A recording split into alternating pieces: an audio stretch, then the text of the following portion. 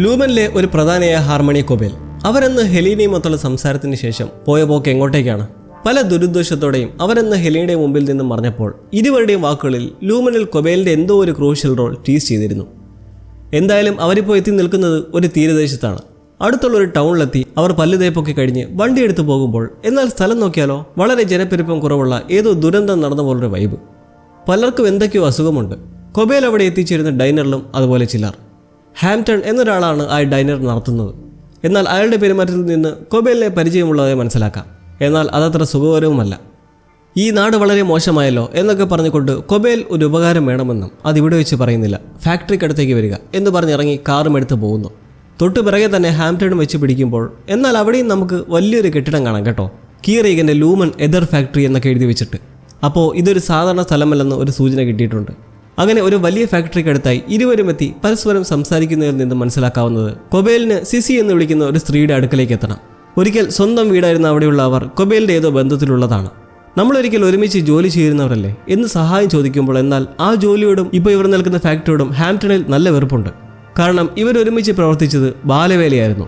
ഈ എതിർമില്ലിൽ വെച്ചല്ലേ കിയറും അയാളുടെ ഭാര്യ ഇമോജിനും കണ്ടുമുട്ടിയെന്ന് പറഞ്ഞ് എങ്ങനെയും അയാളുടെ വണ്ടിയിൽ സിസിയുടെ അടുത്തേക്ക് കൊണ്ടുപോകാനും പറയുന്നു. കാരണം അവിടേക്കുള്ള വഴി ലൂമിനുള്ളവരെ നിരീക്ഷിക്കുന്നുണ്ടെങ്കിൽ കൊബേലിൻ്റെ കാർ കണ്ടാൽ അവർക്ക് പെട്ടെന്ന് മനസ്സിലാവും. അങ്ങനെ ഒടുവിൽ ഹാംപ്ടണിൻ്റെ ട്രക്കിന് പിറകിലായി മറിഞ്ഞിരുന്ന് യാത്ര ചെയ്ത് ദൂരെ മാറി ഒറ്റപ്പെട്ട് നിൽപ്പുള്ള ആ വീട്ടിലേക്ക് വൈകുന്നോടെ എത്തിച്ചേരുന്നു. ഈ സമയമെല്ലാം ഡിവോൺ വിളിക്കുന്നെങ്കിലും കൊബേൽ അറ്റൻഡ് ചെയ്യുന്നേയില്ല. കാരണം കൂടെ നിന്ന് വഞ്ചിച്ചതിന് രണ്ട് പറയാനല്ലാതെ പിന്നെ എന്തിനവൾ വിളിക്കണം എന്ന ധാരണയാണ്.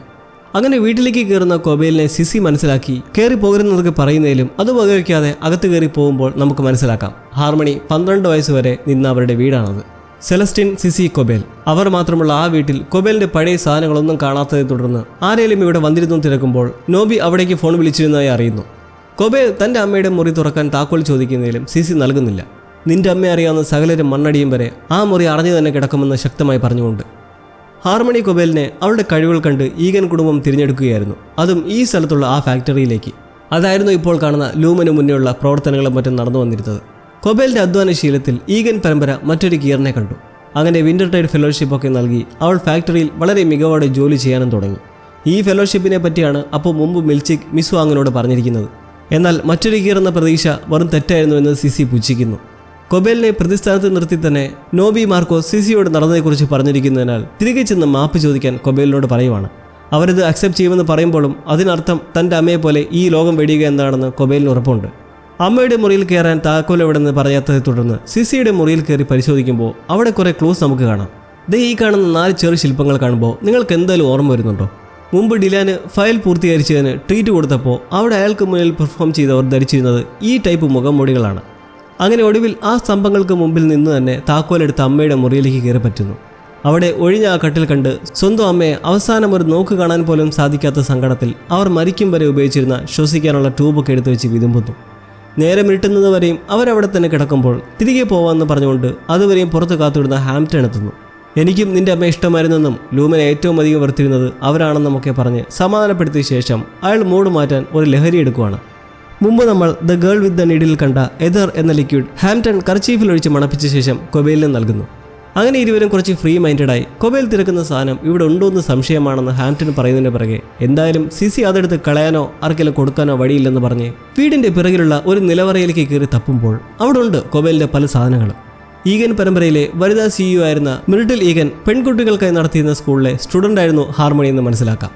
ആദരവും പുരസ്കാരങ്ങളുമൊക്കെ കുറെ കിട്ടിയ അവർ വിൻ്റർടൈഡ് ഫെലോഷിപ്പ് ഉപഹാരവുമായി ഇപ്പോഴത്തെ CEOയും ഹെലീനയുടെ പിതാവുമായ ജെയ്മി ഈഗനൊപ്പം നിൽക്കുന്ന ഫോട്ടോയും മറ്റുമടങ്ങുന്ന ഒരു മാഗസീനും കാണാം. കിയറിൻ്റെ തലയുടെ രൂപത്തിലുള്ള ആ ഉപഹാരം അതാണ് കൊബേലിന് വേണ്ടത്. അവിടെ എല്ലാം മരിച്ചു പെറുക്കി അത് ലഭിക്കുന്നതും അതിനുള്ളിലെ രഹസ്യം ശില്പത്തിനുള്ളിൽ സൂക്ഷിച്ചിട്ടുള്ള ഏതോ ഒരു ഫയൽ. അതെടുത്ത് കോട്ടിൽ ഒളിപ്പിച്ച് പുറത്തു വന്ന് ശില്പം ഹാംപ്ടൺ നൽകി വണ്ടി സ്റ്റാർട്ട് ചെയ്യാൻ പറഞ്ഞ് സിസിക്കടുത്തേക്ക് വരുന്നു. ലൂമനാണ് ഈ ടൗണിൽ നശിപ്പിച്ചതെന്നും അവർ ഇനിയും എന്തിനാണ് വിശ്വസിക്കുന്നതെന്നും ചോദിച്ചുകൊണ്ട്. എന്നാൽ സിസി ആകട്ടെ ആ ഫാക്ടറി വരുന്നതിന് മുന്നേയും ഇതൊരു ടൗൺ അല്ലായിരുന്നെന്നും നിനക്കിപ്പോൾ ഉള്ളതെല്ലാം ഈഗലിൽ നിന്നും കിട്ടിയതല്ലെന്നും അതിന് നിനക്ക് അവരോട് നന്ദിയും കടപ്പാടുമാണ് വേണ്ടതെന്ന് പറയുന്നത് വഴി വലിയൊരു സത്യം നമ്മൾ മനസ്സിലാക്കുവാണ്. ലൂമൻ്റെ സെവറൻസ് പ്ലാനും ഓവർ ടൈം കണ്ടിജൻസിയും ഗ്ലാസ്ഗോ ബ്ലോക്കും ബേസ് കോഡും എല്ലാം ഹാർമണി കൊബേലിൻ്റെ തലയിൽ നിന്ന് ഉദിച്ചതായിരുന്നു. ഇതെല്ലാം അവരുടെ പ്ലാനായിരുന്നു, അവരുടെ ഡിസൈനുകൾ. അതാണ് ആ ഫയലുകളിൽ ഉള്ളതും. അന്ന് ഹെലീനയും കൊബേലും തമ്മിലുള്ള സംസാരത്തിൽ ഇപ്പോൾ ചില ക്ലാരിറ്റി കിട്ടുന്നുണ്ട്. എന്നാൽ സിസി ഉൾപ്പെടെ സകലരിലും ഇത് ജെയ്മി ഈഗൻ്റെ കണ്ടുപിടുത്തമാണെന്ന് കേൾക്കപ്പെട്ടു. എന്നാൽ കൊബേൽ അതിനെ എതിർക്കാതിരുന്നതിന് ഒരു കാരണമുണ്ടായിരുന്നു. കിയറിൻ്റെ അറിവ് എല്ലാവർക്കും ഉള്ളതാണെന്ന് ധരിപ്പിച്ചു. ഇതിന് ക്രെഡിറ്റ് ചോദിച്ചു വന്നാൽ നാട് കടത്തുമെന്ന് പറഞ്ഞു. ഫയൽ മറിച്ച് നോക്കി ആശ്ചര്യത്തോടെ നിൽക്കുന്ന സിസി ഇത് കേട്ടപാടെ ഫയലെടുത്ത് തീയിലേക്ക് ഇടാൻ പോകുന്നെങ്കിലും കൊബേൽ അത് പിടിച്ചു വാങ്ങുന്നു. ശപിച്ചുകൊണ്ടിറങ്ങുന്ന കൊബേലിനോട് നിന്റെ അമ്മ സ്വയം ട്യൂബ് വലിച്ചൂരി ജീവൻ വെടിഞ്ഞതായിരുന്നുവെന്നും അവളെ പോലെ വളർത്തി നീയും ഒരു ഭീരുവായി പോയെന്നങ്ങനെ നെഗറ്റീവ് അടിച്ചു നിൽക്കെ ആരോ ദൂരെ നിന്ന് വണ്ടിയിൽ വരുന്നെന്ന് പറഞ്ഞ് ഹാംപ്ടൺ വിളിക്കുന്നത് കേട്ട് പുറത്തേക്ക് ഇറങ്ങിച്ചിരുന്ന കൊബേലിനോട് വണ്ടിയിൽ കയറി സ്ഥലം വിട്ടോളാൻ പറഞ്ഞിട്ട് അയാൾ അവിടെ തന്നെ നിൽക്കുവാണ്. ആരാ വരുന്നതെന്നറിയാൻ രണ്ടും കൽപ്പിച്ച് ലൂമനെതിരെയുള്ള അടങ്ങാത്ത ദേഷ്യവുമായി. അങ്ങനെ ഒടുവിൽ ഡെവോണിന്റെ ഫോൺ കോൾ കൊബേൽ അറ്റൻഡ് ചെയ്യുവാണ്. ട്രക്കിൽ പാഞ്ഞു പോകവേ ഫോൺ എടുക്കുമ്പോൾ തന്നെ ഡിവോൺ ആശ്വാസത്തിൽ മാർക്ക് റീഇൻറ്റഗ്രേഷൻ ചെയ്തു വരികയാണെന്ന് അറിയിക്കുകയാണ്. ഇതിന് പിന്നിൽ റഗാബിയാണെന്ന് കൊബേലിന് വ്യക്തമായി അറിയുകയും ചെയ്യാം. ഇന്നീ ക്യാബിനെ പറ്റി മനസ്സിൽ വെച്ച് എനിക്കൊരു ഐഡിയ ഉണ്ടെന്ന് പറയുന്ന ഡിവോണിനോട് മാർക്കിന് ഫോൺ കൊടുക്കാൻ പറഞ്ഞ ശേഷം അയാൾ കണ്ട എല്ലാത്തിനെയും കുറിച്ചും പറയാൻ പറയുന്ന കൊബേലിൽ ഈ എപ്പിസോഡ് തീരുമ്പോൾ ജെമ്മയെ പറ്റി കഴിഞ്ഞ എപ്പിസോഡിൽ കൂടുതൽ അറിയാൻ കഴിഞ്ഞ പോലെ തന്നെ ഇപ്പോൾ കൊബേലിനെ പറ്റിയും കുറച്ചെങ്കിലും അറിയാൻ കഴിഞ്ഞിട്ടുണ്ട്. ഇരുകൂട്ടരുടെയും പേഴ്സണൽ ലൈഫും ലൂമനിൽ നമ്മൾ കണ്ട പല കാര്യങ്ങളുമായും നല്ല കണക്ഷൻസ് ഉണ്ട്. ഇതുവരെ വന്ന ചില സൂചനകൾ ഈ എപ്പിസോഡുമായി ചേർത്ത് നമുക്കൊരു സാധ്യത നോക്കാം. 1865 കിയർ ഈഗൻ ലൂമൻ ഇൻഡസ്ട്രീസ് എന്ന ലോകത്തിലെ ലീഡിംഗ് ആയിട്ടുള്ള ബയോടെക്നോളജി കമ്പനിക്ക് തുടക്കം കുറിച്ചു. കിയർ അയാളുടെ 30 കഴിഞ്ഞ കാലഘട്ടത്തിൽ കൊബേലും ഹാംപ്ടണും നിൽക്കുന്ന ഈ ഫാക്ടറിയിൽ ജോലി ചെയ്തുകൊണ്ടിരുന്നപ്പോഴാണ് ഭാര്യ ഇമോജിനെ ആദ്യമായി കണ്ടുമുട്ടുന്നത്. ഈ ഫാക്ടറി ഒരു എതർ മില്ലാണെന്ന് മനസ്സിലാക്കാം.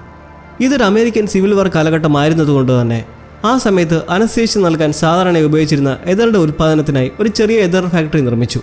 കിയർ മിലിറ്ററി ഡോക്ടറായി ജോലി ചെയ്തു വന്നിരുന്ന സമയം കൂടിയായിരുന്നു അത്. ആ ഫാക്ടറിയിൽ അയാൾ കുട്ടികളെ വെച്ച് ജോലി എടുപ്പിച്ചു.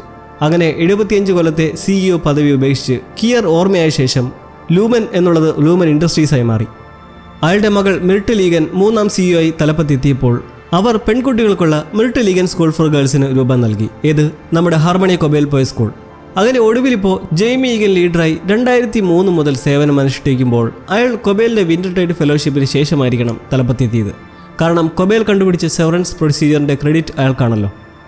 കിയർ ഈഗൻ കുട്ടികളെ വെച്ച് എതർ ഫാക്ടറി നടത്തിയപ്പോൾ ആ നാടിനെ മൊത്തം അത് മോശമായി ബാധിച്ചിരുന്നു. എങ്കിലും അയാളത് കാര്യമാക്കിയില്ല. ജോലിക്കാരെ അയാളുടെ തടവുകാരെ പോലെ കണ്ട് പണിയെടുപ്പിച്ച് അവരുടെ നല്ല പ്രായത്തിലുള്ള കഴിവുകളെല്ലാം സ്വന്തം പരമ്പരയ്ക്ക് വേണ്ടി പ്രയോജനപ്പെടുത്തിയപ്പോൾ എന്തൊക്കെയോ കാരണം കൊണ്ട് ഇവരെ ഇപ്പോഴും ആരാധിക്കുന്ന നാട്ടുകാരും. ഉദാഹരണത്തിന് സിസിയുടെ കാര്യം തന്നെ എടുക്കാം. നശിച്ചുകൊണ്ടിരിക്കുന്ന ടൗണിൽ നിൽക്കുമ്പോഴും അവർ ഈഗനെ വാഴ്ത്തിയും അവരോട് പോയി മാപ്പ് ചോദിക്കാൻ കൊബേലിനോട് പറഞ്ഞൊക്കെയാണ് നിൽക്കുന്നത്. കഴിഞ്ഞ 2 എപ്പിസോഡുകളും കുറച്ച് ഡ്രാമാറ്റിക്കായി പോയപ്പോൾ ഇനി വേണ്ടത് കുറച്ച് ത്രില്ലാണ്. അതിനായി അടുത്ത എപ്പിസോഡിൽ ഹെല്ലിയ ഡാർക്ക് ഹോൾവേയിലൂടെ കടന്ന് ജെമ്മയുടെ ആ ടെസ്റ്റിംഗ് ഫ്ലോറിലേക്ക് എത്തുമോ? കാത്തിരുന്ന് കാണാം.